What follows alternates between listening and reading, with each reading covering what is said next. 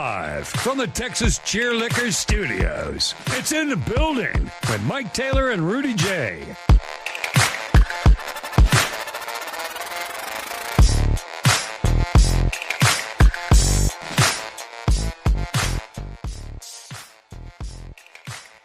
Well, it's been a while since we had to do it this way, but today we're doing it this way.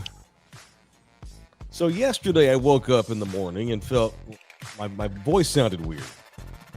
I thought, well, it's the temperatures are changing. There's some stuff blowing into the area, and I feel fine. I just sounded weird in my just had like had crud, and went to work. We did the show just fine. And then yesterday afternoon, probably 3 or 4 o'clock, I started feeling stuff right in my throat, started coughing, got a headache, and I'm sorry, fellas, but I have a damn freaking cold. That's unfortunate.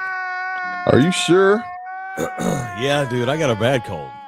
I got a cold. All right. So we live our country's become real soft in the last 20 years. Our country's become a massive drama queen here in the last 20 years. Nothing wrong with that. Being a drama queen? Okay. We've become a fearful country full of fearful people. Every little thing's a massive problem. I just want to say, I don't think I have COVID. I know I don't have the flu because I still feel fine from the neck down. I have no weakness. Like I wouldn't go out. I wouldn't go out and run a marathon right now because I'd make my head cold symptoms worse. But I could physically if I had to. So as a precaution, if we go back to 5 years ago, in an abundance of caution for the safety of our employees here at Love You Hard TV, I've elected to do the show at home. Good morning. It's In the Building. I'm got stuffies and snot and headache and all that shit. But it's not the flu, I know, because when you have the flu, I had the flu, I wouldn't be doing the show. Did Nina put you on the couch? No, she slept with me last night. She'll probably get sick. So that's women. Women will do that. My wife does the same, but when they're sick, I leave. I go downstairs. Really? I don't like being sick, man. Dude, of course, but I'm a little bitch when I'm sick. Well, and I don't blame you because we're grown-ass alpha males, and when something affects our performance, Rudy, we get upset about it. So, good morning. Good morning. Good morning. We have a lunch meeting today, which I'm going to go to, right? Because that's about some money. Well, yeah. I feel fine. I just sound awful, but I do have a cold because I've got the scratchy throat. I've got the headache. I'm medicated. I just felt like I could have went into the studio today, but that would have wiped me out for lunch. This lunch is important. I want to have it, and so I thought, well, let me just do the show at home, get some rest, take a bunch of meds, drink some tea, and get enough energy just to go to our hour and a half lunch later today, and then come home and get back on the couch and chill and see how it goes tomorrow morning. So that's the plight of me. Welcome in here, everybody. It is show number 412 of In the Building from the Texas Cheerlicker Studios, which today is us emanating from home. The audio disseminator is Jose Bouquet. Rudy is at home. I'm at home. It is my fault. So punch me for going to work yesterday thinking I just had allergies when it turns out I had cold. How you feeling? You fine? Oh, no, I'm good. But again, I told you, my daughters still sound like shit. So now you're making me think maybe they have a cold. Someone in the chat says his wife and kids are sick. So maybe my kids don't have allergies, but guess what? We don't do absences in this house. No, so you go get everybody else at school sick. Love it. That's fucked up. I love it. You can have a cold. You're fine. You're not going to die.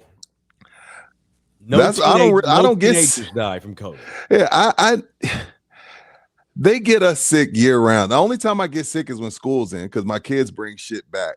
Right, of course. Yeah, so I'm sure me and my wife, one of us will get it here soon if they have a cold. I don't know what they got. And I get it. You got a little one too who's in first grade. Those kids don't clean their hands. They don't touching on each other. Yeah. Oh my God, wiping like this and see, colds I can handle. Yeah. Them stomach bugs, if I get a stomach bug, I'm telling you right now, I am the biggest baby on the planet with a I It's can do colds. Stomach ache, I'm down for the Mhm. count, man. You might as well say I'm dead. Yeah, I wouldn't be sitting here if I had the squirts. This is not COVID. I don't think. Doesn't feel like it. I've had COVID, God knows how many times. So I'm used to having COVID. I know what it feels like. This is not it. I don't have the flu because I don't have body aches and I don't have Yeah. horrible fatigue. This is just, believe it or not, boys and girls, back in the day, we just got colds. I think I've just got an old-fashioned head cold. So sucks. And summer colds are the worst, even though it's not summer. It's technically fall. Although today, I don't think we're supposed to get to like 91, 92. And yeah. then tomorrow, I don't think we're supposed to hit 90. We're going to get and then next week is low 80s. So, and only in Texas do we call this a cold front. Right. It's not. I thought about that this morning because I was watching the weather. It's like, we got a cold front. We don't have a cold front. We have a warm down. It's not a cold. We don't get cold. Get the fucking cold front. What's a cold front, dude? I don't know. Get the fuck out of here. I don't have a cold front. They have less hot, and it makes it even worse when you have a head cold because you sweat and you go outside. It just feels worse. Well, one of the benefits of doing the show from home is the chat gets its drops. I don't know where they come from. Every time we're at home, I don't know how. All of a sudden, out of nowhere, we start hearing drops when we're on the road per se. So it's weird. I don't know how that happens. I don't know, dude. Bouquet's a weird kid. He refuses to do drops unless we do home show. That's his way of, because he wants us probably to ultimately just do them at home. He would love to be at home every day. Yeah, so he sabotages the show. He's a COVID baby. These COVID babies like being at home, and he's one of them. Right. Because 5 years ago, Buki was 22. He was a baby. He was going to class in bed, doing all his college courses in his bed. So now that, sir, I graduated. I was the last class before COVID.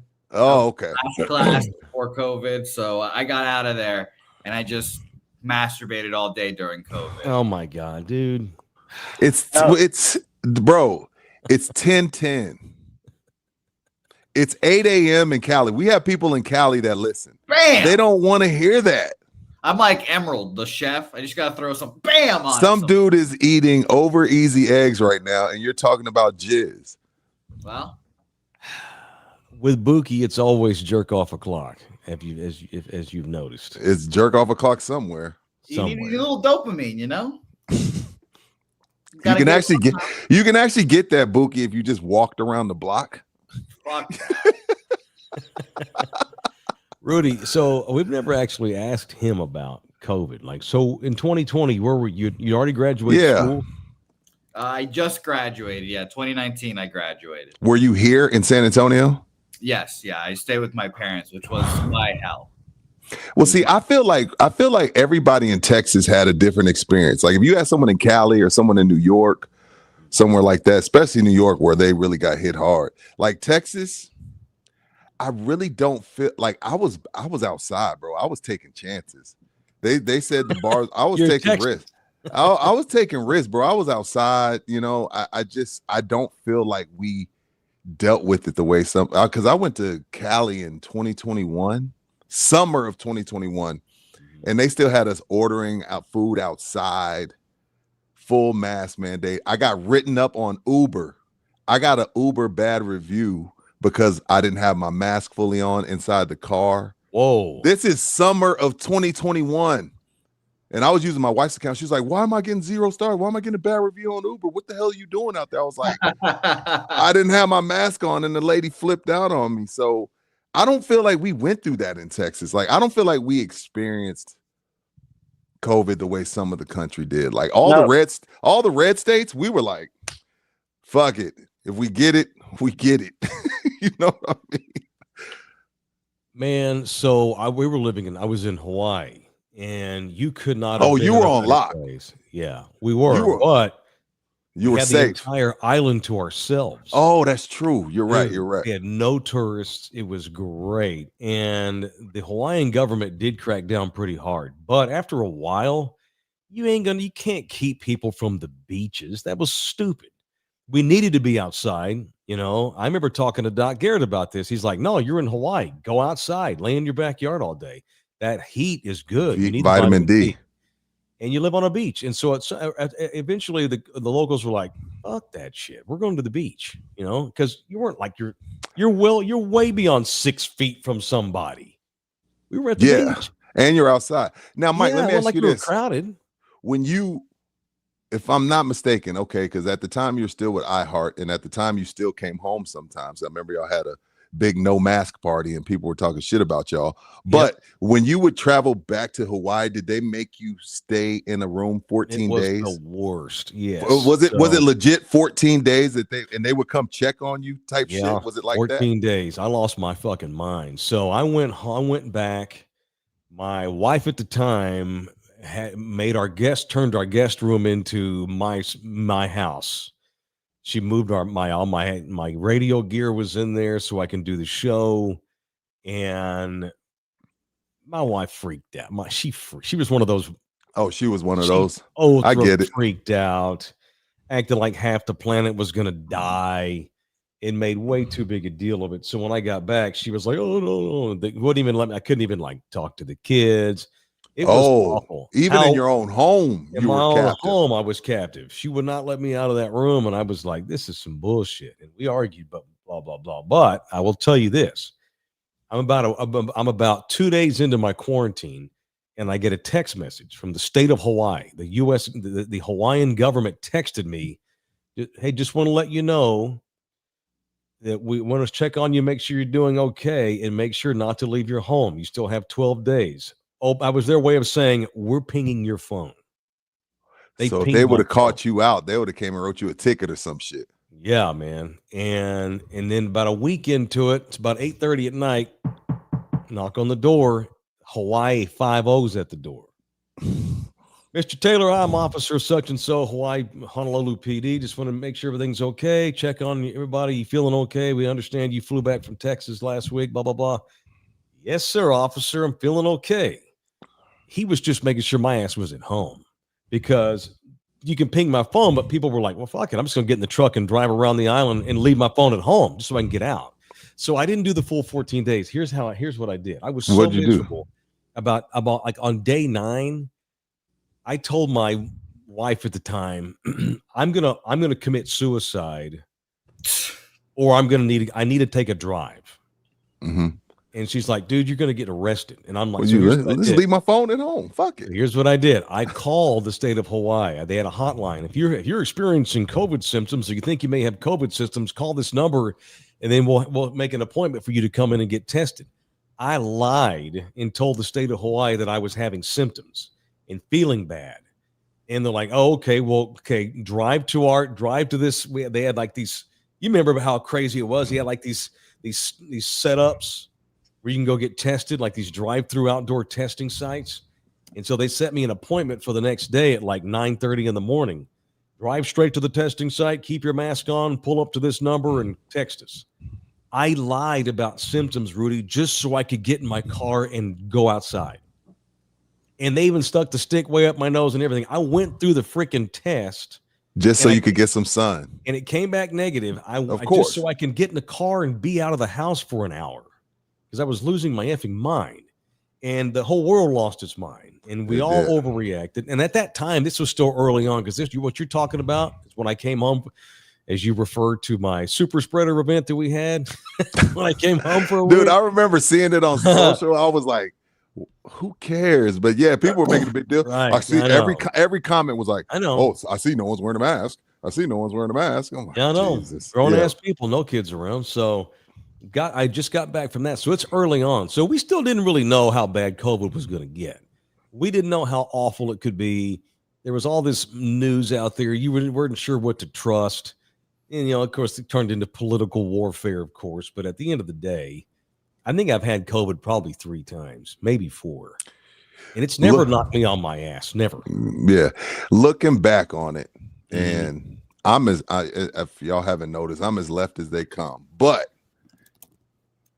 what are your thoughts? What are your thoughts on the vaccine? Looking back, question how left you are.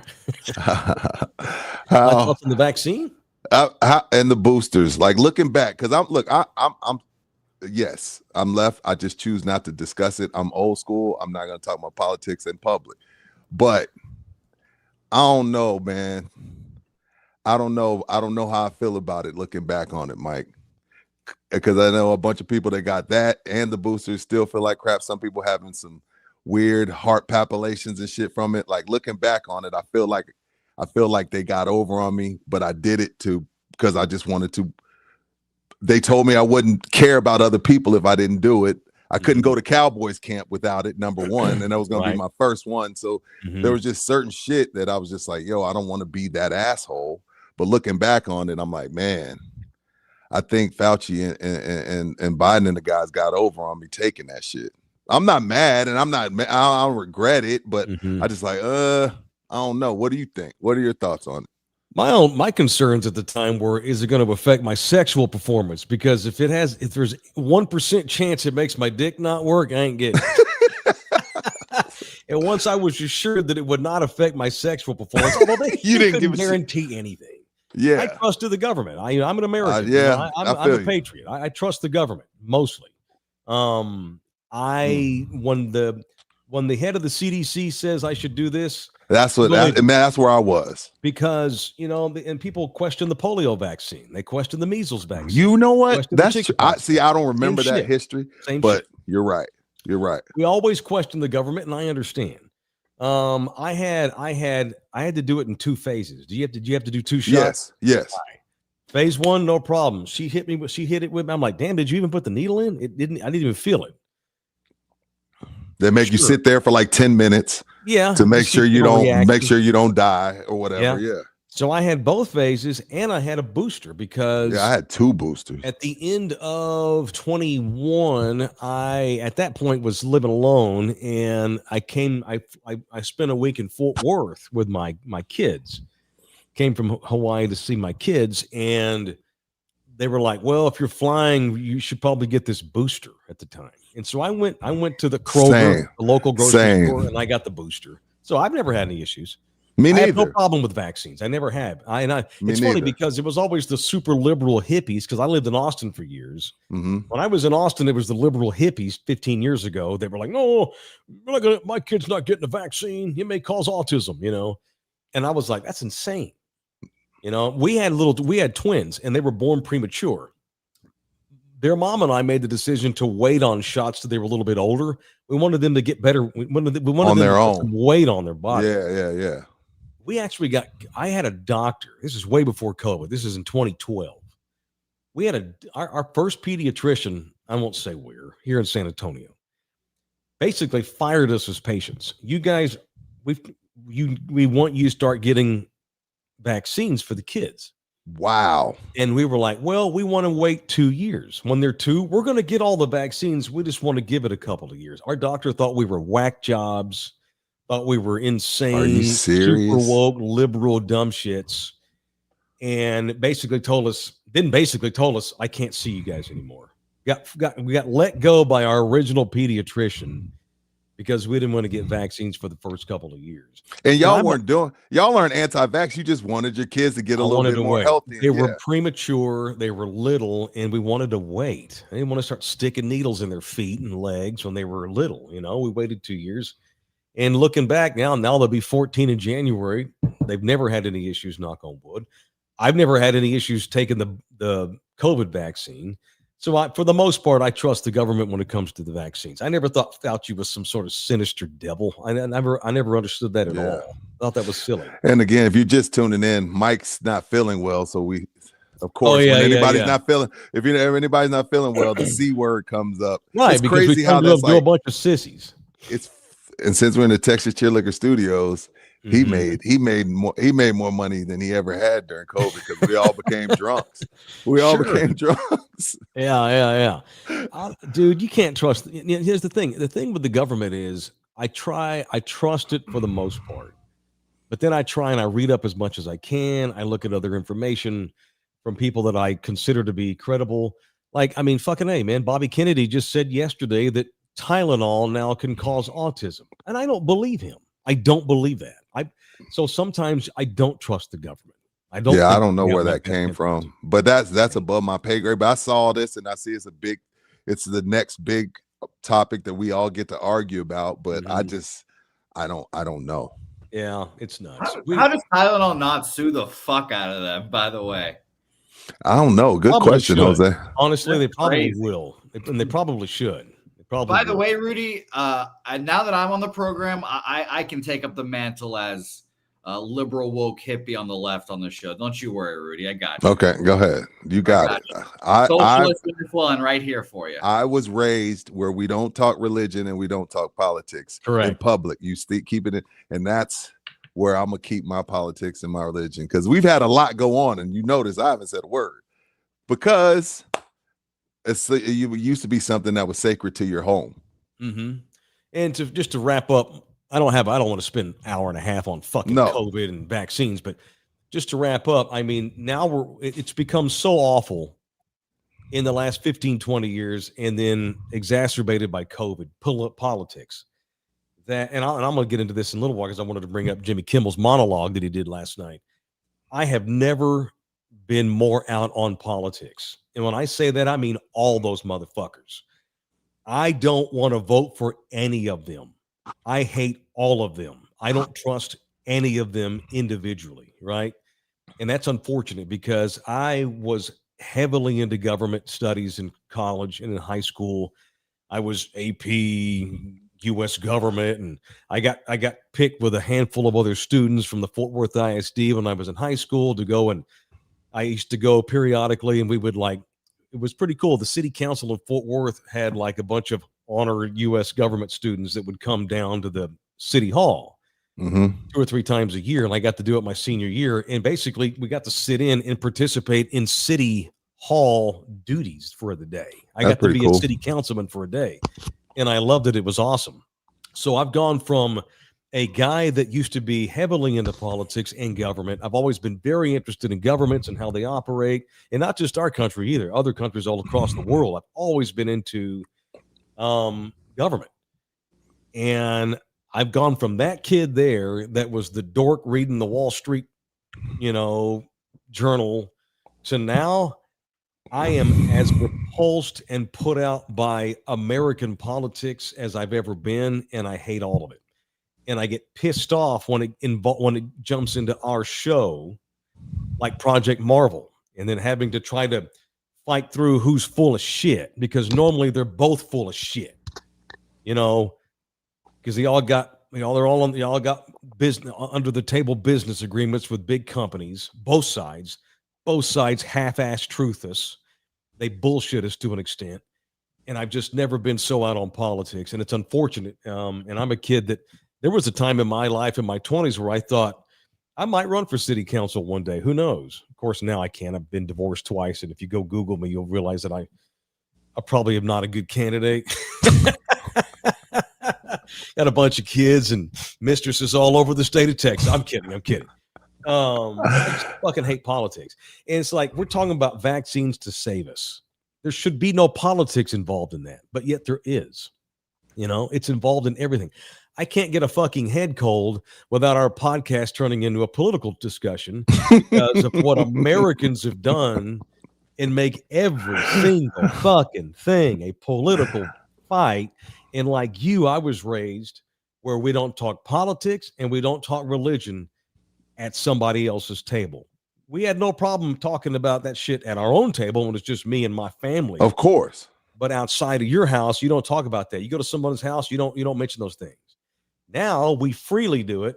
And as I sit here right now this morning, it turned into 30 minutes of this while ICE just got attacked up in Dallas.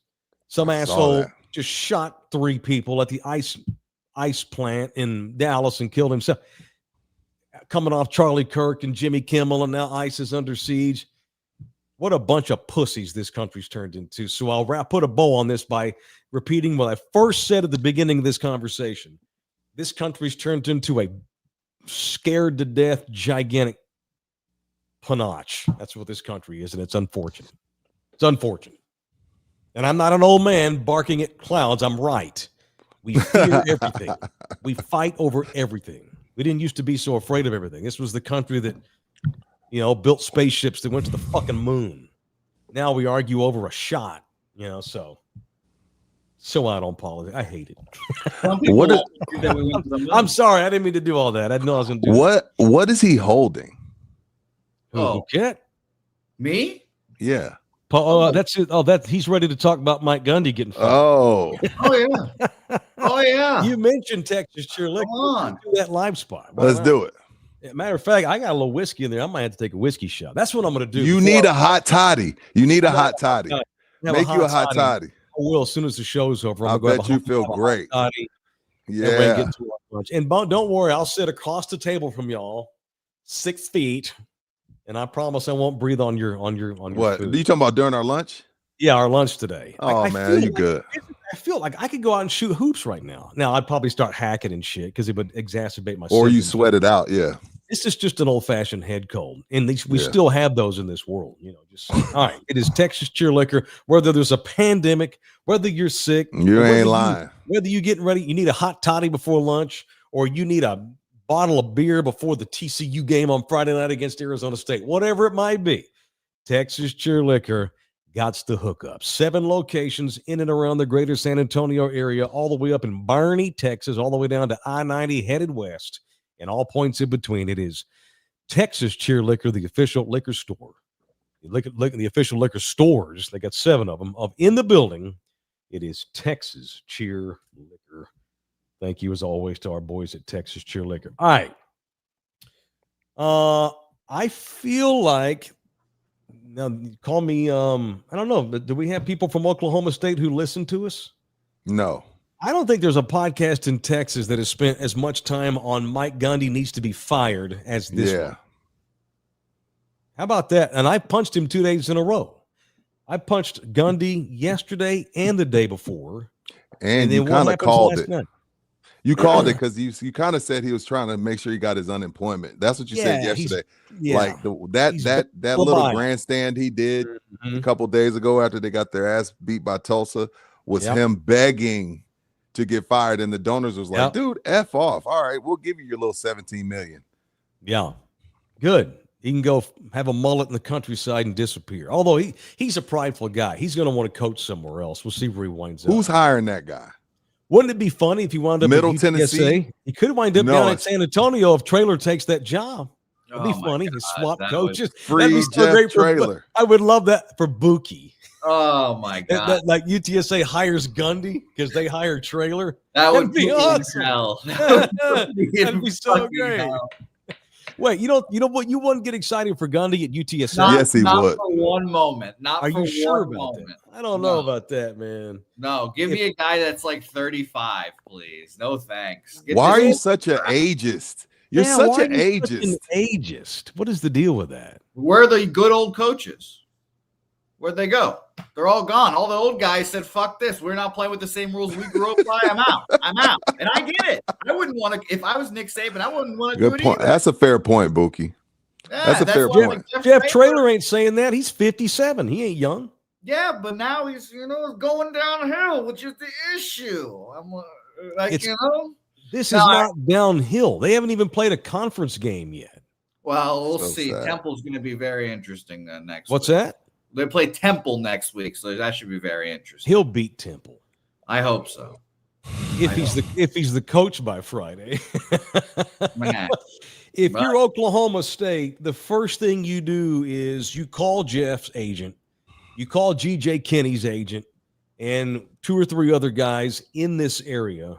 You find that can recruit Texas. In the Texas, Oklahoma, Louisiana, New Mexico corridor, you find the best coach available regardless of age, and you bring him in. And just start laying the pavement. Start laying the pavement. Yo, Roadrunner Nation, look, we love y'all, and we want what's best for y'all. My wife is class of 06, but Jeff Traylor deserves better than this. He's too good a coach to be at a university that there's not anybody's fault. I'm not blaming anybody. It's just the way this city is set up. He's too good a coach to rot away here at UTSA. And I'm officially starting the Free Jeff Traylor campaign. And now this ain't Jeff talking. This is me talking. He needs to be somewhere that can take advantage of all the resources that he's able to provide a university. And by what I mean by resources is he's one of the baddest recruiting son of a bitches to ever walk the planet, especially here in the great state of Texas. And it's like, perfect example. We had Taylor Nunez on a couple weeks ago. She ran track for my cousin, Joe Jacks. God bless the dead. She got to a point where my cousin Joe went to Lupe and Tamika, her parents, and he told them, and she was devastated. He told them, she's too good. There is nothing more that I can't get her to where she needs to go. She's too good. Y'all gotta leave. And Taylor was devastated.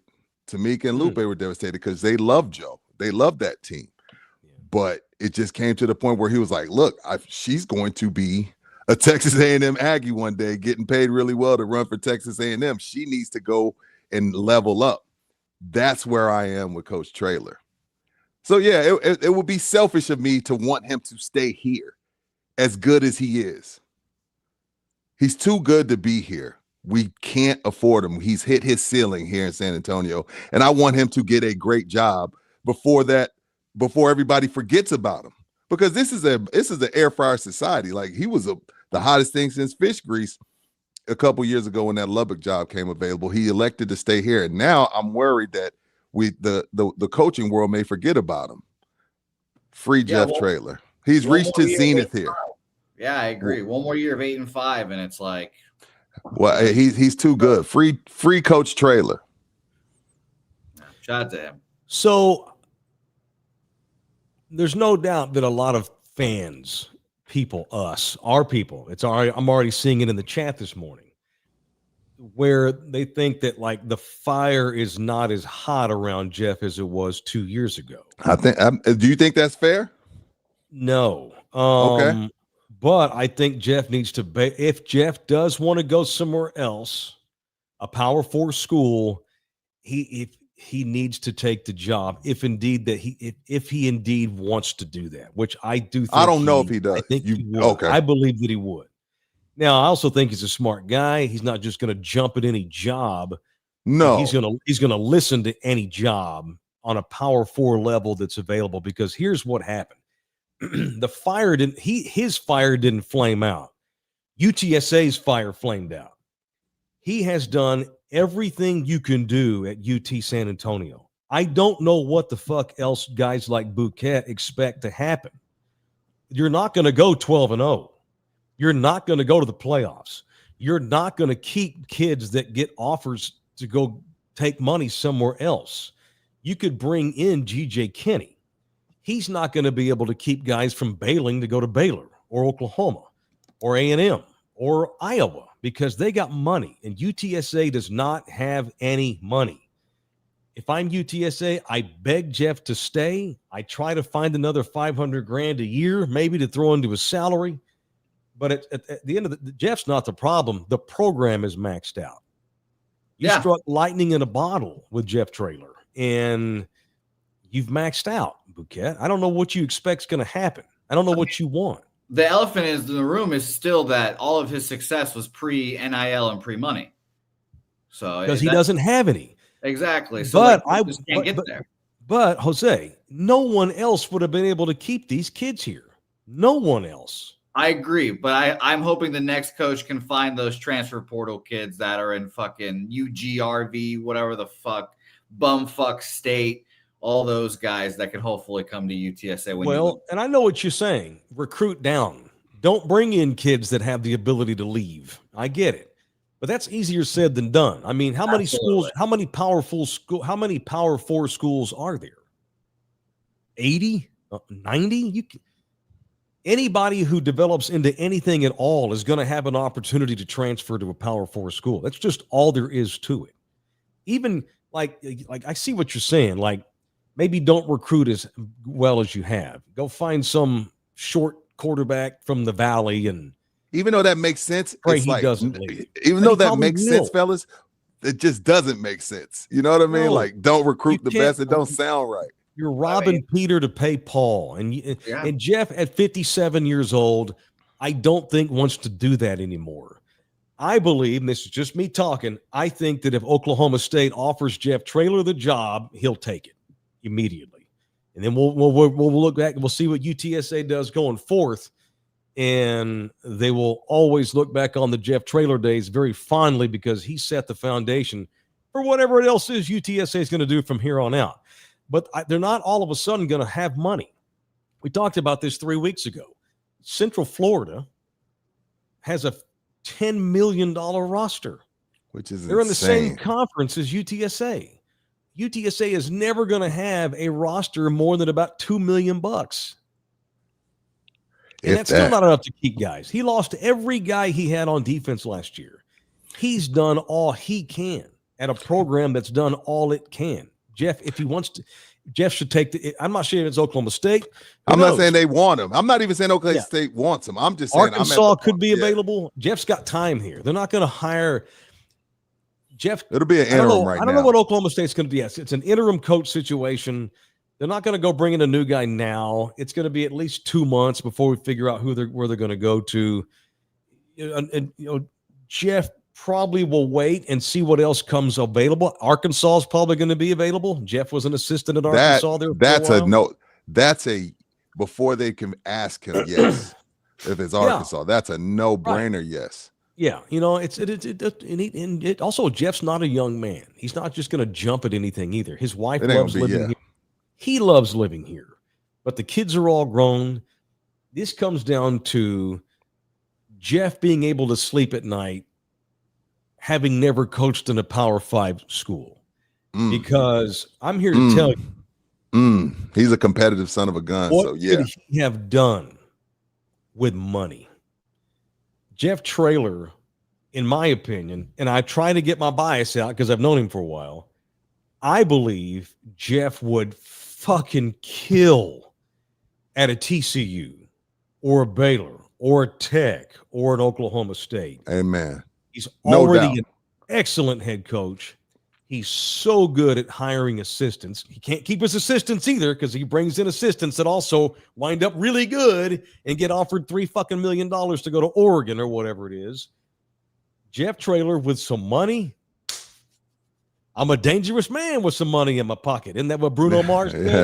Jeff Traylor's Bruno Mars in his prime at Texas A&M or Baylor or TCU or Oklahoma State. He still has that Oklahoma shadow, but at least he won't be in the same conference as Oklahoma. I think Jeff would make Oklahoma State a Big 12 championship contender within 2 seasons. Now, money in the bank. The one good thing y'all got going for y'all selfish son of a buns that want to keep him here, is nobody likes leaving San Antonio. Nobody, once you get here, you don't want to leave. That's the one good thing that's the one good thing you got going for you is people love San Antonio. But what I would tell Jeff and his wife as his agent is, you can still live here. San Antonio ain't going nowhere. When you retire? Yeah, you can still live back. You know, I probably would retire. I've made the drive from San Antonio to Oklahoma State. It's not that far. That's a shitty. He's not going to commute. What Rudy's saying is when he does retire, he'll just come back. Yeah, just come back here. Yeah. Well, they've got lots of resources here. I could see them coming back here, but 10 years in Stillwater, you'd be back on the Oklahoma State bandwagon. Yeah, he wouldn't be a UTSA fan anymore. I'm as excited for Oklahoma State as I have been since Jeff Traylor came in and UTSA started humming. This is great. I have some life now. Mike Gundy sucked the soul out of me, and now that his phantom is gone, yes, Rudy, yes. Now that his phantom is gone, it feels like there's a new life in the program. Now, who cares about the rest of this season? Now the rest of the season is just coaching rumors. Yeah, I hate that. Yeah. I hate it. So I get where you're saying, Jose. I do. You just want a young guy come in here and give me 10 years. What if UTSA turns out they're a feeder program? They hire really good young coaches. They come in here and they have success and they leave every 3 or 4 years. And it's just kind of how you do it at UTSA. It's like a farm league. Evolving door. I'll take it. I can see that. I would love if Will Stein, for example, was like, you know what? Let's take my first head coaching opportunity where I started at UTSA. That'd be great. And then if he leaves in 5 years and goes be the coach of Oregon again, that's fine. We'll take that. Right. And Will Stein was the OC here for a couple of years with Jeff, and now he's at Oregon kicking ass. He may have the best team in the country at Oregon. Problem is, like, it's not going to be Will Stein. You know why? Because Will Stein's already worked here and knows you can't win here. Not long. Yeah. So come here, like you kick ass for a couple of seasons, and then you bail while you have the opportunity. Yeah. And in hindsight, at Washington State. In hindsight, would Jeff have left and taken the Tech job or whatever? Maybe. But it's all water under the bridge. And Jeff's a guy that he's one of the things I like about Jeff is he's kind of like me in that once he makes a decision, he don't have regrets. You don't look back. It is what it is. But he's still a young man. He ain't old at 57. That's not old at all. Not nowadays. He's going to have more opportunities. Yeah. I don't know if it's Okie State. I'll tell you right now, though, after having Mike Gundy for how many years was Gundy? 26. I don't know. Okay. A long time. I can tell you right now, the next guy they bring in, you're talking about old school Oklahoma State lifers now that they're boosters that run the NIL, the collectives at Oklahoma State. They want to get this right. They want to be justified in letting their native son go, Mike Gundy. The next guy is going to have all the effing resources that they can possibly give him.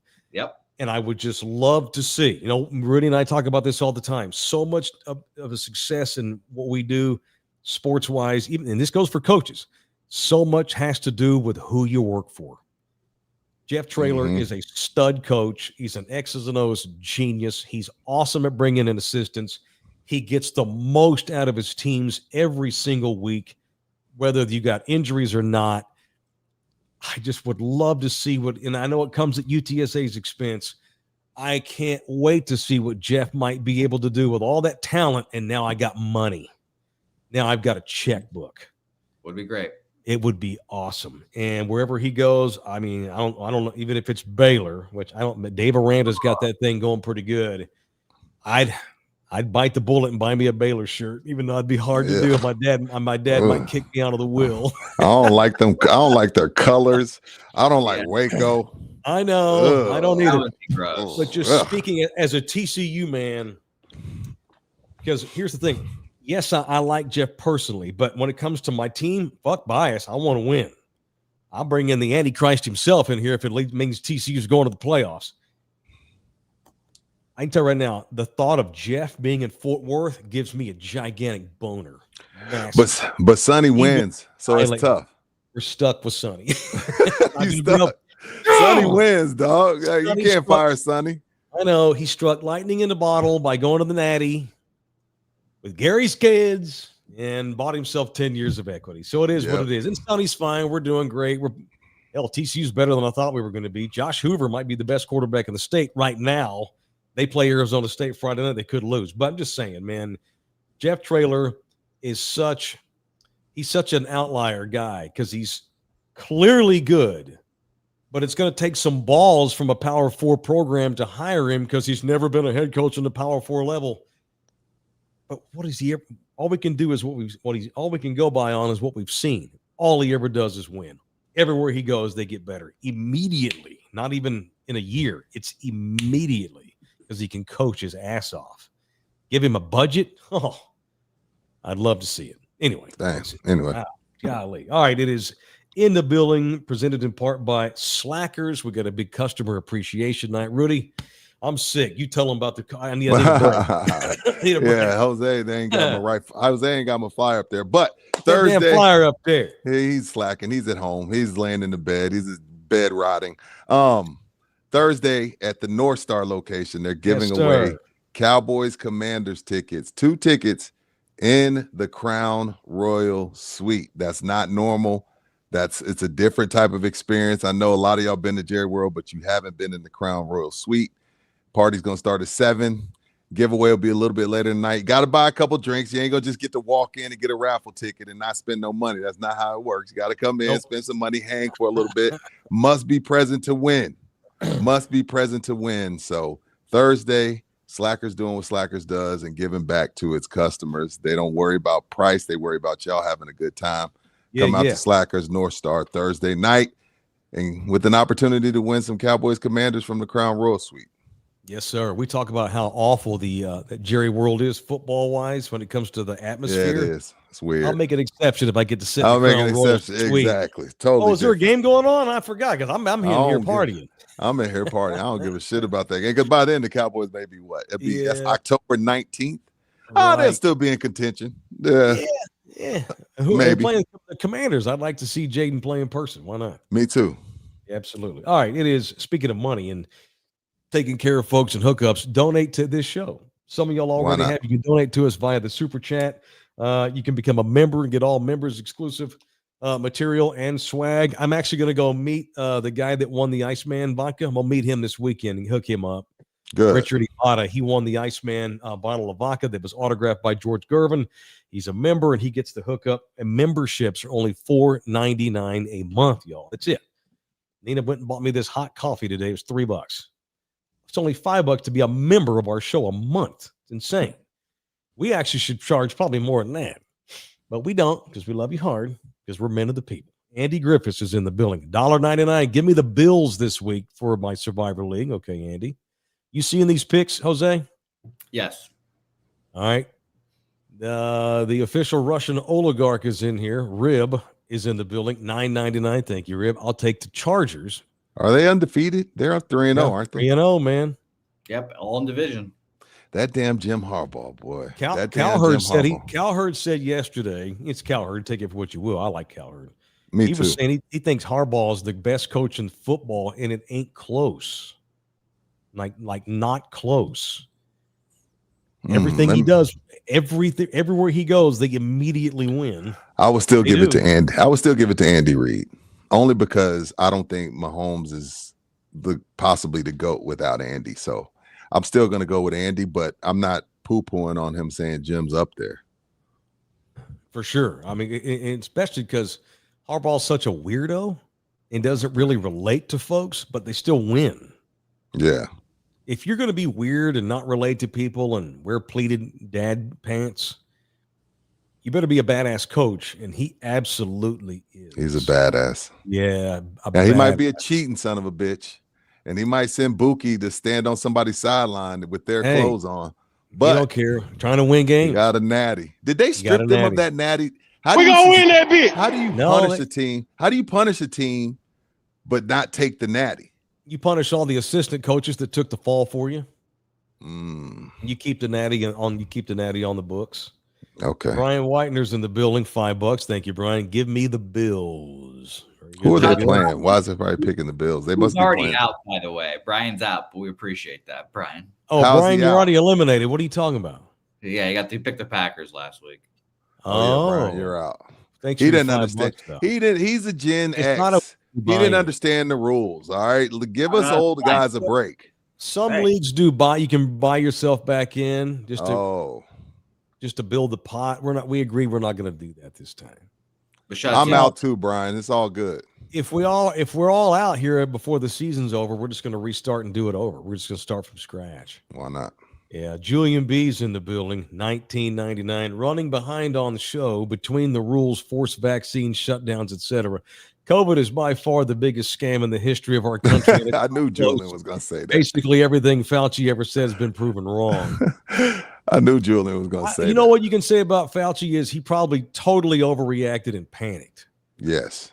He overreacted. He was put in charge of curing America in 3 months. Yeah, he probably did some things he shouldn't have done, but they told him, hey, we need you to fix America in 3 months. Yeah, I don't think he lied, or it wasn't some nefarious money grab. I just think he overreacted and panicked. Remember when? Oh yeah. Anyway, moving on. Let's go because I can reminisce about some COVID. Remember when Dak and Zeke had the house party and got caught? Yeah. Oh, you're so irresponsible. That's why you suck. Like, dude, they're Rudy, freaking. When we first moved to Hawaii, I lived in off-base housing. All of my neighbors were enlisted military personnel. It was a bunch of Navy. It was a bunch of Navy guys and us, and they didn't give a shit about COVID. Let's just say that. Our Sunday barbecues kept on happening. I was outside too, man. Irresponsibly, but I was outside. Anyway, it is what it is. All right, it was a hell of a day in the state of Oklahoma. So what else happened? John Mateer's out for a month, maybe more. Oh shit, that's right. Turns out he broke his hand and he had to have surgery, and it's bad. He had to go to LA. He's going to LA this morning to have surgery. He's going to go get like one of the top hand surgery surgeons in the country. The guy That's did a thing. Damn. Oh yeah, his name's what's his name? I wrote it down. Stephen Shin, based in LA at Cedars-Sinai. He did Mike Trout, he did Steph Curry, and he did Drew Brees' hand. They had the same break. Well, good luck to Shin. It's a bad break. So for the next 4 weeks, maybe more, Oklahoma, who was rolling, now all of a sudden they got to go to Mike Hawkins Jr., who's talented. Who is he? Who is he? What is he? Where is he from? Who did he transfer from? He is a Metrosex kid. I want to say he's from McKinney, Allen, far north Texas. So I think, oh my God, you had to put me on the spot. Google this. I think so. He was playing at Allen. What's his name? Mike Hawk? Michael Hawkins Jr., not Mike Hawk. Not Mike Hawk. It's Michael Hawkins, not Mike Hawk. Although Mike Hawk's a great name. Now I'm only going to call him Mike Hawkins or Mike Hawkins. His name is not Mike Hawk. F you, Bookie. I mean, this is too easy. The jokes write themselves. F you, Bookie. Hawkins. All right? Can you just stay on task? Allen, Texas. Allen High School. So his name's in my head. So if I'm not, y'all, you can fact check me if you want to. Go right ahead. But people are saying Hawkins was at Allen. He's a black kid, and there was some sort of racial incident, I want to say. His parents got super pissed off, yanked him out of school, and he transferred to another school in McKinney, which is the neighboring town. And people at Allen were like, call him bullshit. Y'all are lying. We're not racist. You just wanted this kid to transfer. To leave, yeah. You lied, blah, blah, blah. And I don't know what the truth is. I think that's the same kid. He's a stud, 4-star, 5-star kid. I mean, he's on a scholarship at Oklahoma. You know, he's probably really good. Probably pretty good, yeah. But he's got no experience. So we'll see how he does. Obviously, he's not John Mateer. My point in this is funny how, it's funny. I say one of the things I love about college football is we're literally watching these kids develop week to week because they're young. They're literally. Mike, you're right. Allen High School quarterback star withdraws from school district after becoming a racial targeted. There you go. Okay, same kid, Michael Hawkins, not Hawk. His name's not Mike Hawk, although I wish it was. Don't make me laugh too much. I'm gonna start choking. We'll start coughing. Just Mike Hawk. What it is. God, can we get through that for a second? Move. So I can make a point before I start. I'm gonna come to studio tomorrow. You know what? Let's just go to studio tomorrow. I'm gonna sit in your lap and cough on you. Good. So I always say one of the things I love about college football is we're watching these kids literally develop week to week because their bodies are still literally growing. They're literally getting better or worse. Now, Arch Manning has been so horrible. I've said I don't see him getting to Heisman candidate levels by week 12. But the door's open. I don't know who it is right now. He had a great game again. Well, I guess what I'm saying is Texas still has an opportunity to do everything that they wanted to do at the beginning of the season. Sure. Especially with Mateer getting hurt. So you have the great game against Sam Houston. You get all cocky and got your mom all pissed off because you're putting your nuts on people, getting your swagger back. Now you have a bye, so you got 2 full weeks here of practice to get ready to go to the swamp and play at Florida. Then you got Oklahoma, and it's going to be Michael Hawkins, not John Mateer. Texas has Texas has kind of been written off here because of Arch the last month. Everything they want to do is still out there in front of them, provided Arch Manning continues to show up and do his part. Oklahoma's now in trouble. And I mentioned who the hell knows who's going to be the Heisman? This has been we're 4 weeks into the season, and I have no idea who the Heisman candidates are. None. Because the preseason Heisman candidates have all kind of wet the bed, so you got to put in a whole new group. You got to put in a new group of guys over this next 4 games. Yeah, it's mysterious. It's Robert Henry Jr. Shit. I mean, yeah. I mean, he's putting up the stats. He'll never did it. He'll never get it. But anyway, won't get it. Can't win there, Mike. Got to go on. Got to move on. That's a great trailer. Your trailer's better when you have a cold. Maybe so, yeah. Because he's always hoarse after games. Although we didn't play good today, and it's all my fault. He always blames himself. Coaches failed the players. I didn't do my job. I didn't do my job, Rudy. I didn't get these kids ready to play. It's my fault. It's all the coach's fault. What? By the way, I see our guy Everything Texas State in here as well. I hope he's not feeling comfortable either. Who, GJ? Oh, he should be a candidate at Stillwater. He should. Yeah. Hey, Texas State. Y'all be careful now. Texas State, let me tell y'all something. And we've adopted y'all. We love y'all. We love what's going on down there. Y'all got about a year or two left. And I'm being nice when I say 2. I'm being nice, Texas State, when I say 2. I'm guessing at the end of this season, GJ's gone. All right. So y'all can laugh and joke. GJ's he's not going to be freaking Joe Paterno at Texas State. I'm going to be nice and give you 2 just because I like y'all and San Marcos has adopted us. But he's gone. But more than likely, he's gone at the end of this season. He's too good. He's too good, too great of an offensive mind in this high-powered offense system. Who do you think taught him how to coach ball? I did. God damn right. Gosh, dang it. I don't curse. I'm a Christian. Gilmer's own. It'd be a real shame if he came to Stillwater. It'd be a real shame if Mike Hawk did too.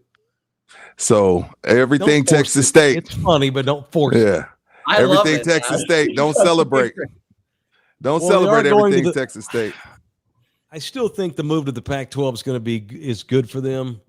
The Pac-12 is going to do its best to get back in decent competitive levels again. I don't know how long it's going to take them. If I'm Texas State, just enjoy, just stay in the moment, enjoy the moment. But there's no way they don't call GJ Kinney too and Jeff. All right, it's Zip Recruiter, and there's a lot of schools now about to go higher. There's a lot of schools looking for new coaches. It's hard out here. It's hard out here trying to hire people, Mike. Can't keep nobody an offensive coordinator. Can't get I do sound like him when I'm hoarse. God almighty. Yeah. It's hard to find the right candidates to apply for jobs. The future of hiring is a lot brighter because ZipRecruiter's latest tools and features help speed up finding the right people for your roles, save you valuable time, and now you can try ZipRecruiter for free at ZipRecruiter.com/audio. Over 320,000 new resumes get uploaded to the ZipRecruiter app a day. Good Lord. 4 out of 5 employers who post on ZipRecruiter get a quality candidate on the same day. You go to ZipRecruiter.com/audio right now. You can try it for free. Again, at ZipRecruiter.com/audio. ZipRecruiter, the smartest way to hire. When Rudy texted me his stuff he wanted to get into today, one of them was comparing Arch's stats. Oh, yeah, you got that, Jose? At the same time. Yeah, you got that, Jose? I do, actually. I have not seen this. I'm looking forward to seeing these numbers. Yeah, let me see it. We'll take voice where we'll move on. First 6 starts, going back to last year when he filled in for Quinn Ewers. Yeah, okay. So they were all 5-1. Okay. He has the best QBR. Wow. He has the most INTs. 64% passing, has the most touchdowns and the least amount of total yards, but all 5-1. So let's not call him a bust just yet. That's all I'm saying. And I didn't say you were. I'm not saying you were. I'm just saying there's a lot of that floating around, and it's all been fair. I don't think there's been anything unfair with what we've seen from Arch with that much hype, that much NIL, that many commercials. But then I saw this graphic today on CBS, and I was like, oh, okay. Now, this doesn't say who Peyton and Eli were facing, because most of these 5 wins from Arch were Little Sisters of the Poor, but nonetheless, in his first 6 starts, he's 5-1 with 19 TDs. That's perspective right there. So it's not over. It's not gloom and doom just yet. No, and the door's now open with Mateer getting hurt up at Oklahoma. The door. Well, good, because I'm giving them 2 losses. If your 2 losses are Ohio State and Georgia, come on to the playoffs again. There's nothing wrong with that. Now you still got A&M, you still got Oklahoma, you still got Florida. So there's still some stuff in there, some wiggle room for you to catch some other losses. But I'm just going back to what you said a couple minutes ago. They can still do everything they set out to do. The concern, what I see there when I see those numbers, that's very interesting. God, those are so close. Yeah, right? It's damn near the same.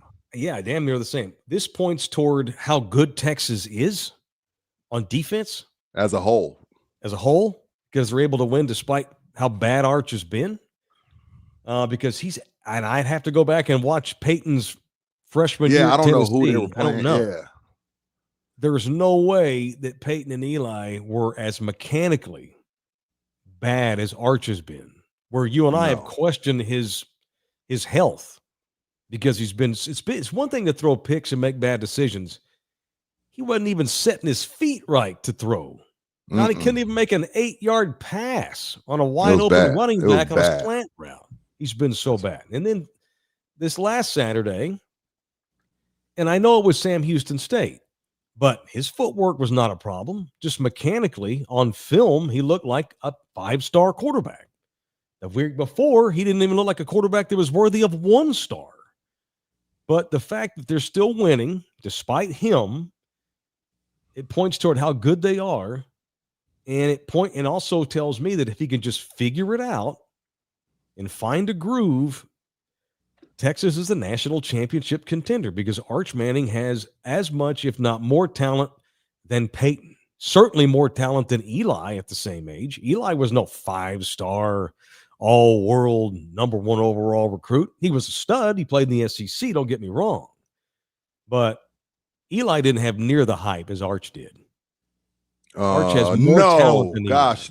Arch has more physical, raw talent than Eli, as much, if not a skosh more than Peyton. Peyton has said on the record, Arch can make throws that I couldn't make, which I'm like, okay. And then you put the whipped cream on top that he's mobile. Yeah. Arch has the opportunity to be the best Manning ever. But until little Peyton comes along.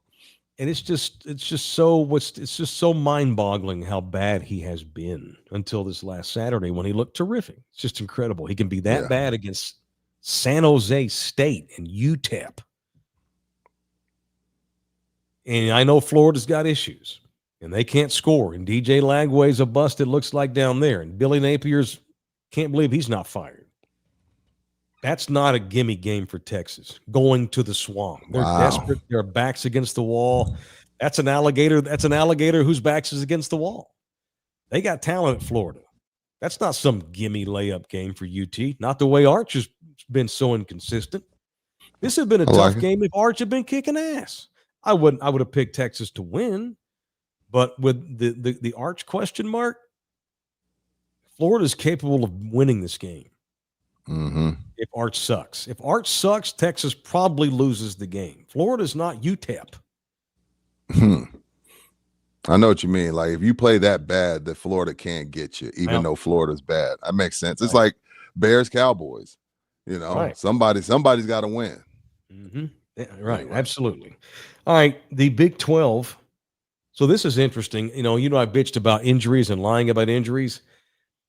So I guess I forgot. I saw this about a month ago and forgot. The Big 12, anyway, starting with conference play, you are now required to put an injury report out every Thursday, I think it is. Like the NFL requires an injury, and you can't lie. When are they going to do that in the SEC? Well, Rudy, we beat our own drum here in Big Southern Plantation Country. We pay all the bills. We do what we want. Yeah, I don't know about that, but good on the Big 12. They're forcing their schools to be honest about injuries and giving injury reports now before conference games, mind you, not non-conference. So when we get to the playoffs and Texas Tech wanting to hide some shit from Georgia, they'll be allowed to do so, assuming Texas Tech goes to the playoffs, which we'll still see. I thought that was interesting.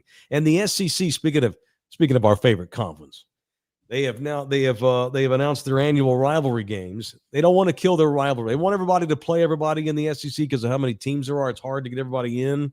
Yeah, but they're not going to kibosh all the rivalries. That's good. They've made that clear because there's been some concern about that. I was shocked that, and the old ball coach, Steve Spurrier, agreed with me. Yeah. That no Florida, Tennessee. That's unfortunate. Now that's unfortunate. I think that's the only one that I have a gripe about. You're All the gonna rest have- of them you are pretty can't- much chalk. Yeah, that's what happens when you expand. Some shit gets thrown out. Did you see LSU A&M? Have you you followed this game a lot closer than I have for the last 20-something years.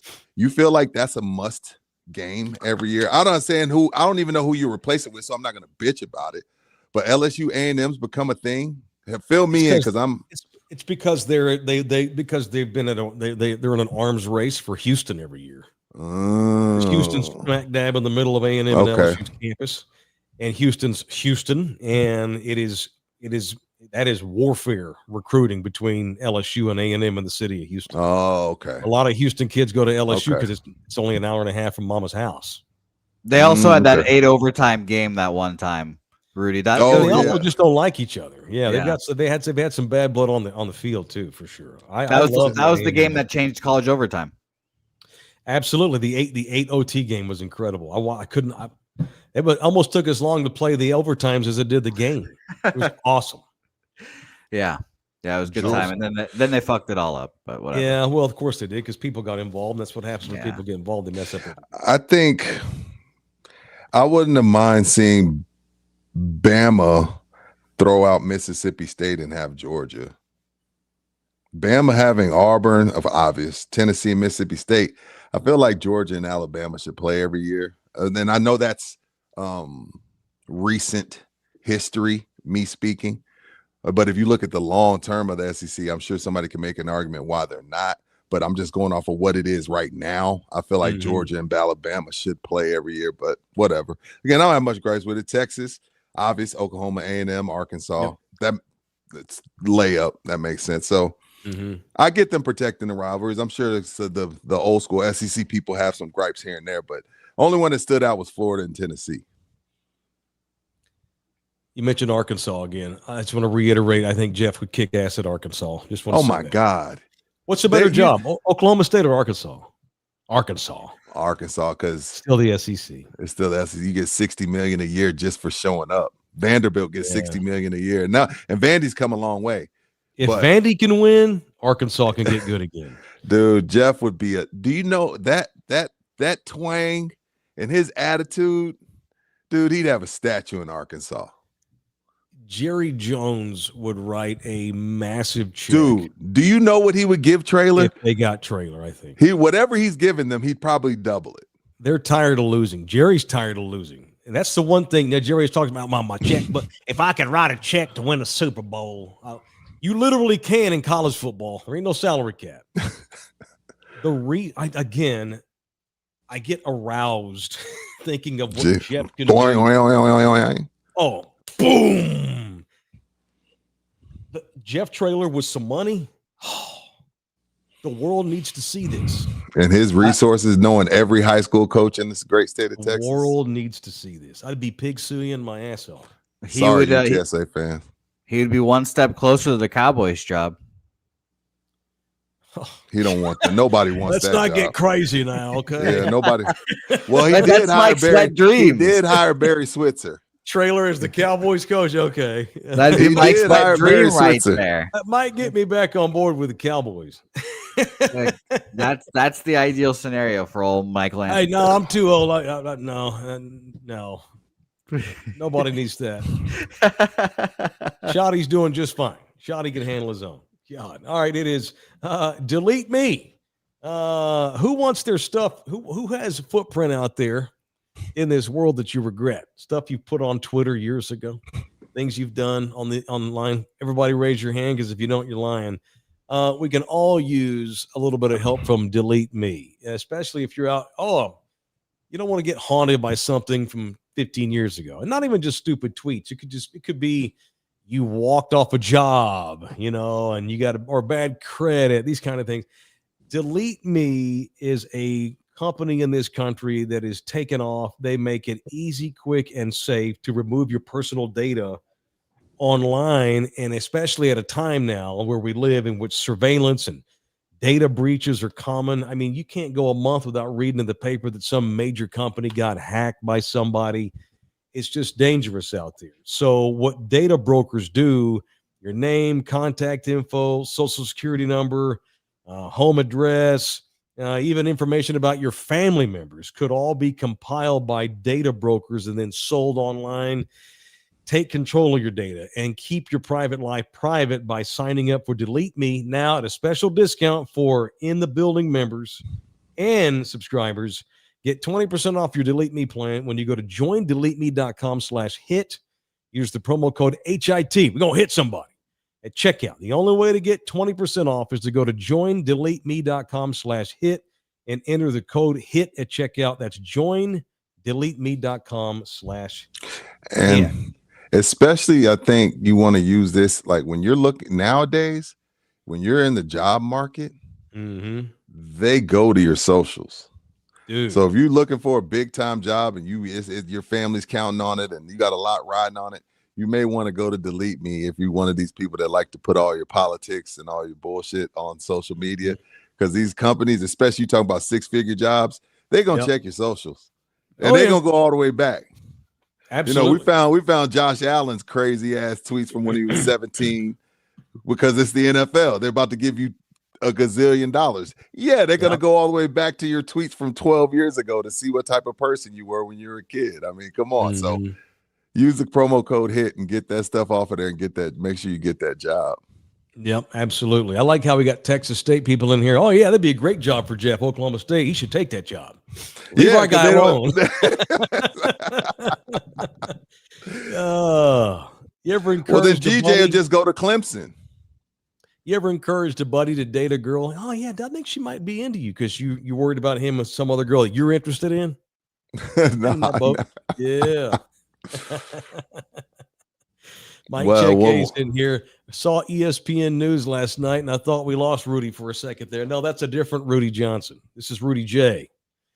Rudy Johnson. What, the Cincinnati Bengals, Bengals running back? Killed himself. Dude, are you serious? He committed suicide yesterday. Yeah, he's dead. And apparently did he donate his brain? He told family, I want you to study my brain. I'm pretty sure. So he didn't shoot himself in the head. No, I don't know how. Well, I don't know how he did it, and it's not been confirmed it's a suicide, but it's pretty much everybody already knows it's a suicide. And what's so crazy about it, man? Got another. You ask all these dudes, Mike, and it's crazy. Yeah. They all tell you, even Tony Dorsett, who's not doing well, I wouldn't change a thing. So it's hard for me to be like, shame on you, NFL, even though I can say shame on you, NFL, because they knew for a long time. But all these dudes have told me I'd do it again. So I don't know what to say about the CTE thing at this point because none of them regret it.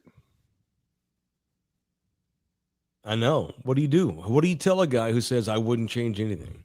Well, what you tell those guys is the NFL is going to do a better job of protecting future players, and they don't. They don't. No. If they don't give two shits about this, or they wouldn't be having guys play on Thursday night. They wouldn't be having 17 fucking games, soon to be 18. With one bye week. They don't care. We had what was it, 5-6 years ago? It took 15 years for a bunch of old players to get a bunch of money together to get lawyers to sue them for back pension. That's insane. They don't give a damn about these guys. They're just hired guns, which is why you never see me criticize nobody, not even Micah Parsons, for demanding a trade. If you're a player, you get screwed over. You do what you got to do to get yours. Absolutely. Fuck loyalty. Sure. Absolutely. To hell with loyalty. All right, speaking of trading and loyalty or lack thereof, whatever. Micah Parsons is back in town. Micah will be at Jerry World on Sunday night and told the Green Bay media yesterday it's just another game. He's now accepted. He is completely all in on being a Packer, and it's just another game, and he'd be doing the Packers and his teammates a disservice if he treated it any differently on Sunday night. Bullshit. He wants to kill the Cowboys and sack Dak 10 times. He did say he feels weird about His job basically this week is to knock Dak out of the game. And he did say that he feels weird about that because Dak's my guy, as he said. I love He said Dak. my mentor. He said my mentor. My professional mentor. It's going to be weird chasing Dak around. Doesn't love the idea of trying to hit Dak. He's going to try to dominate the shit out of this game, though. Miss me with this. Just another game. It ain't no other game. Bullshit. No way, man. And Jerry was asked yesterday. He was on The Fan up in the Metro 6 on one of his 14 radio shows he does. Do you feel like you let your money get mad? Jerry's like, no, absolutely not. Jerry wouldn't change it. Jerry's not going to admit that. Jerry told The Fan he did not let his money get mad. And not only did he not let his money get mad, he's actually super excited for the game. He's looking forward to seeing Micah because he loves him so much. Okay. Now, let me ask you this. I don't know what to expect. No, you don't hear. I expect the Packers to kick the Cowboys' ass is what I expect. That's what I expect. Do you expect Jerry, if the boos rain down upon Micah, which I don't think they will, I think people will be standing ovation because people can't see the future. But if the boos were to rain down on Micah, would Jerry or Brian Schottenheimer grab the microphone and tell them to shut up and stop booing Micah Parsons? No. Shut up and answer. No. That ain't how we do things, baby. That's not who we are. I think Micah gets a standing ovation. Jerry Jones puts himself in a win-win scenario every single day of his life. A, the team does great and he can brag about it. Or B, they do shitty and the whole world makes fun of him and he still makes money. Jerry is about the soap opera. Jerry loves the scenario that's been created by the trade with Green Bay coming into town. He loves it. The soap opera and the fun. Jerry should have been a talk show host, honestly, because he's more interested in the stories than the outcomes. He is. Yeah, this is about 35 million. This is about 35 million Sunday night. I'm going over. If the over is 33, I'm going over. Viewership? Yes. Oh yeah, highest rated game of the regular season. No question, not close. All right, let's do some punching. You want to do a little punching? Let's get a little violent up in here. We've been on the air a long time today. Golly. Yeah, all right, it is just punching. Damn, it is in the building. Now, it's time for People I Want to Punch on In the Building. Excuse me. Well, I mean, this is an easy one for me.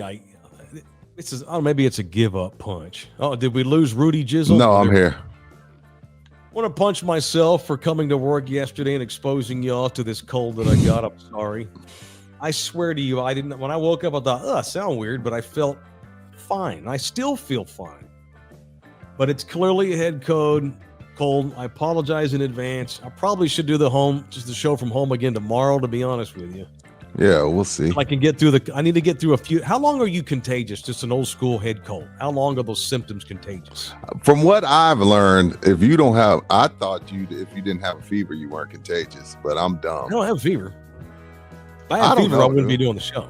I have no idea. I think, I say 2 days? All right. I'll give you a legit punch. Besides myself for exposing y'all to my illness, I want to punch New York Giants head coach Brian Daboll. What happened? Boy, I'm pretty sure Oklahoma State listens to our podcast. The Giants might too. You bring in 40-year-old Russell Wilson, 30-whatever-year-old Jameis Winston. You draft Jackson Dart. Punch them for not knowing what the fuck they're doing on personnel.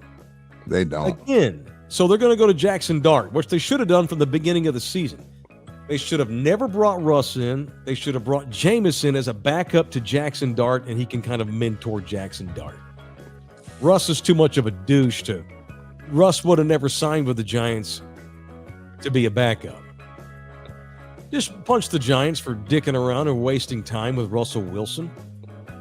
They're going to go to Jackson Dart this week, as they should. It's unbelievable how these people can spend their entire life in football, get jobs in pro football, and Brian Daboll's a damn good coach who earned the job. He's a coach of the year his first year in New York. To have no ability to see objectively, I think sometimes, Rudy, coaches get so swamped in information but they lose objectivity. Yeah, leader You of don't see men, the leader of forest. 52 is different than leader of the offense. You're surrounded by trees and you don't see the forest. That makes sense? No, a lot of Punch sense. Brian Dable. Who you punching today and why? Man, social media in general. I'm scaling back more and more, especially Me too. right now, man. It's a headache, man. Like, let me let y'all in on a secret that I had to figure out in 2016. You're never changing somebody's mind on Facebook. You're never gonna change anybody's mind. You're just gonna end up arguing and end up like you can just unfollow someone in silence. You don't have to argue. You don't have to argue with them. You're like, yo, that's the 12th time he's posted some shit I don't like. I'm just gonna unfollow him, and when he finds out, he finds out. Who cares? Like, I'm just punching social media, man. It's so draining. It drains. You only get so much good energy. I got to stop giving my good energy away to social media because it will really, really take a lot out of you because it's bad right now. So just punch social media. But the thing is, again, I got to tell you about Slackers. I got to tell you about Texas Cheer Liquor. I got to tell you about Jay Ribaldo. I got to tell you about GC Roofing. I got to help my clients make money. So it's a necessary evil, but I'm trying to scale way back, man, especially right now. All we do is argue all day and nobody's changing anybody's mind. I've never seen a Facebook argument end in, you know what? You made a great point. I've changed my mind. You know what I mean? It's like, yo, man, just let it be. Just let people have their opinions. And if you hate their opinions, unfollow them in silence. Just leave. You know how many people I've unfollowed or just blocked or just like not said anything? I don't feel the need to tell you. I'll just leave. Like, it's really that simple. I think the reason why a lot of people don't just unfollow or block, they love it. Yeah. They love the drama. They act like they're mad and you ever known people that they're always in a bad mood because they've got drama? They like it. You dig it. You get off on it. Even if it's even the negative feelings, you get off on the negativity of it. Yeah. And that's exposed. There's we've always been a lot of drama queens, but social media exposes them. Yeah. Anyway. Yeah. I'm with you. I thought Jimmy Kimmel's monologue last night was brilliant. I don't know if you all watched it. I saw a little bit of the clip, but I'm like, damn. The whole so thing. It was great. You get cried twice. You get suspended and you come back and throw haymakers at Trump after you got suspended for throwing haymakers at Trump. Charlie, I don't know. I was like, damn, ABC or Disney, whoever, like, y'all really, I don't know. It's a weird situation. I thought he was great. And look, I'm sick of politics, like I said at the beginning of the show. And I don't ever watch Jimmy Kimmel unless it's a non-political topic. He's got Eddie Vedder on or Bradley Cooper or someone who's got a movie I want to watch. But I never watch those nighttime shows. But I'll say this, good on Jimmy. He held his ground. He got a lot of support.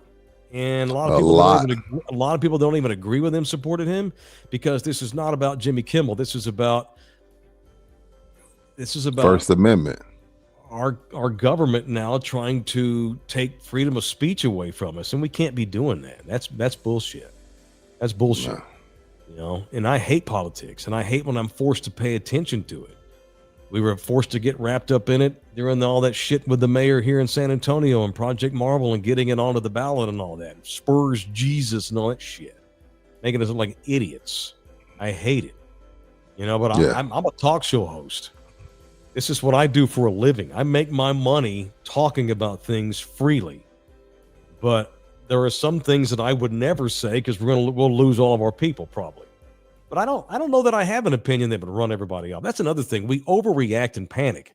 This goes back to the country being we're all a bunch of scared people. We're all worried about, I'm going to get canceled or no one's going to watch me anymore. Are they? Do they really? Most people that get canceled, Kimmel got canceled by the president on Friday and he's back at the job within 3 days. It's never usually as bad, by the way. No, Louis never. C.K.'s out on the road doing stand-up still, you know? Dog. Dude. And that shit was crazy. I know. Anyway, Anyway. no, I'm a talk show host. I came up. I'm all about free speech, even if I don't agree with you, because I'm not the kind of guy that I'm not going to go to war. I'm not going to shoot you if I don't agree with your opinion, No. and I'm not going to argue with you on Facebook all day. I'm a dorky talk show host. This is a country where it's always allowed people to have an opinion. Now your employer could fire your ass for saying something that goes against company policy, for sure. That's their right to do so. But I study history. Will Rogers was one of the first great orators in American history in the 20s and 30s. Mark Twain is a guy that he gave a shit ton of political satire stuff, and no one ever told Mark Twain you can't write any more books. No one told Will Rogers you can't do any more radio segments. It's gotten a little outlandish with the crackdown on those that don't agree, and I think we can all agree on that. Even Ted Cruz threw Trump under the bus. Ben Shapiro, who is one of the great young conservative thinkers we have in this country. Ben Shapiro I actually thought Charlie Kirk could be the future president of this country. I thought Charlie Kirk was on a presidential trajectory until he got killed. Ben Shapiro's another one. These are people that I don't agree with half the shit they say, but I want to say good on Ted Cruz and good on Ben Shapiro, staunch MAGA conservative Republicans who have criticized Trump and the FCC. What's his name? Brendan Carr, for this insanity with Jimmy Kimmel. They look bad. Trump looks bad on this. He does. And good on these Republicans for agreeing. Because it's just common sense. That's not America. This ain't fucking Iraq. Now, granted, your employer has the right to, you can say whatever you want in this country, but your employer has the right to fire your ass over it. But ABC didn't suspend Jimmy Kimmel. The president pressured Disney, who pressured ABC, who then suspended Jimmy Kimmel. And that was chicken shit by Disney. That was chicken shit. Anyway, that's it. That's it. Where were we? Orlando Kell. He's the official family lawyer in the building. If you need a family lawyer for whatever reason, whether it's divorce or changing a decree or adoptions or this kind of thing, custody issues, it is my guy, Orlando Kell. 210-775-4995. You can also email him directly, orlandokilllaw@gmail.com. If you want to get a hold of Orlando directly, you need him like now, I will give you his cell phone number, but you have to reach out to me first. That's it. I need to go rest my voice. We got lunch in an hour and a half or less. Yeah. All right. I'll be there. All right. All right. See I'll y'all. see you at lunch. This is a good time. Why are you laughing? We're starting to get I think where the gremlins are starting to show up, so it might be a good exit. Yeah. I'll text you here in a second, Mike. I got a question. Lasted 90 minutes before it started shitting on the bed, so that's good. I'm happy. That's it. We're done. See you boys. Laters. Eat them up. God bless and birds up.